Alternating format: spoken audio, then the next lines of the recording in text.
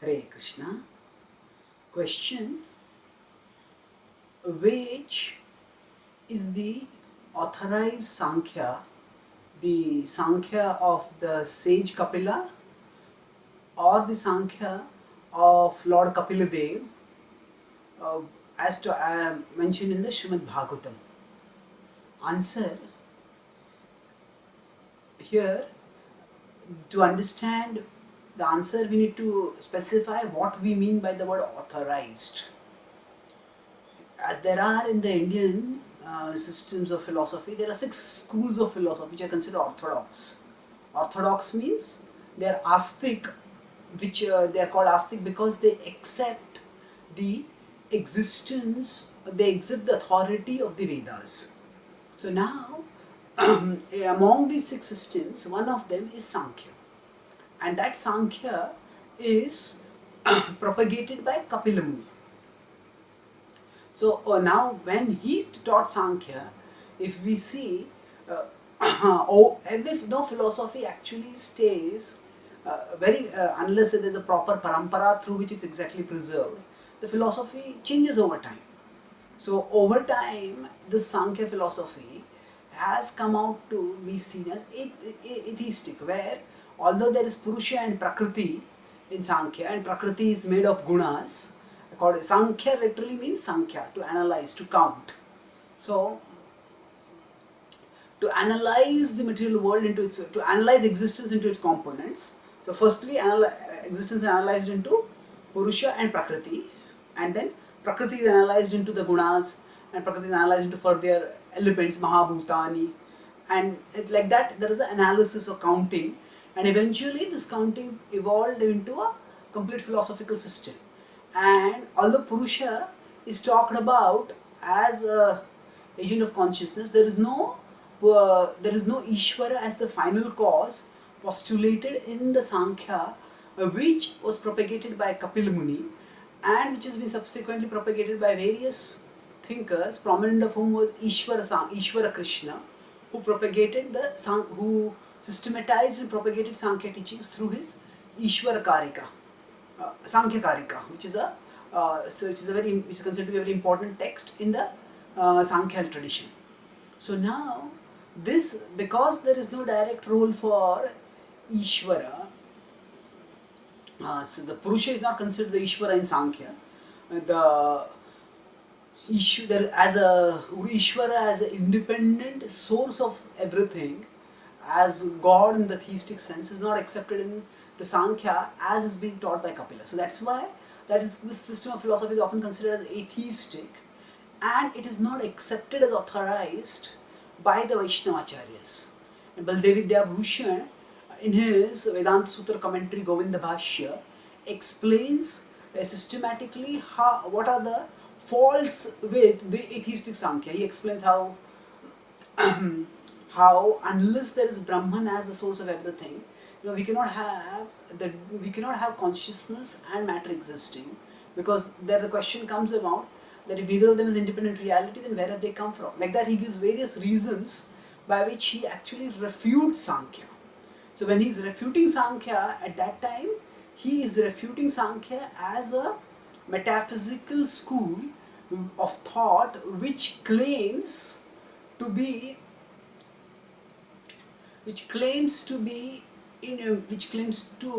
draw from Vedic authority, but which defies the Vedic conclusion of surrender to Ishvara. So that is the specific kind of Sankhya which the Vedanta Sutra refutes, and Baldev Vidyabhushan in his commentary, he clarifies and elaborates on that refutation in terms that were contemporary to his times. And now in his commentary he also mentions that the sages who propagated the 6 systems of philosophy were themselves great sages, but by the arrangement of the Lord they were put under illusion so that they could propagate these philosophies, by which people who wanted to claim the authority of the Vedas but did not want to follow the authority of the Vedas, they could get certain ways in which by which they could claim to be in knowledge but stay in illusion. So the Lord facilitates such people who want to pretend to be in knowledge but do not want to actually surrender to the Lord of all knowledge. For them, the Lord arranged through the sages to, to propagate these forms of illusion. Now subsequently, after the so now this is what was traditionally present in India as. So if we want to consider the six systems of philosophy, one of them is Sankhya, and the version of Sankhya that is prominently known in Indian history is, or which is studied even mostly by philosophers, whether in India or in the West, is the atheistic Sankhya propagated by by Kapila Muni and later by Ishvara Krishna. So now the Srimad Bhagavatam actually shows how the various strands and systems of thought that were there in the Bhagavatam, that were there in India at various times, they are at their core theistic, not atheistic. And it is this devotional reintegration of these systems of thought that is one of the distinctive contributions of the Srimad Bhagavatam. So when Lord Kapila Dev teaches Sankhya in the Bhagavatam, then at that time he is presenting the devotional reintegration of Sankhya with the conclusion of the Vedic wisdom, that is Vedanta. So therefore what the Bhagavatam presents as is theistic Sankhya. So from the point of view of being authorized in the sense of providing the authorized conclusion of the Vedas, definitely the Sankhya that is taught by Kapila Dev in the Srimad Bhagavatam, where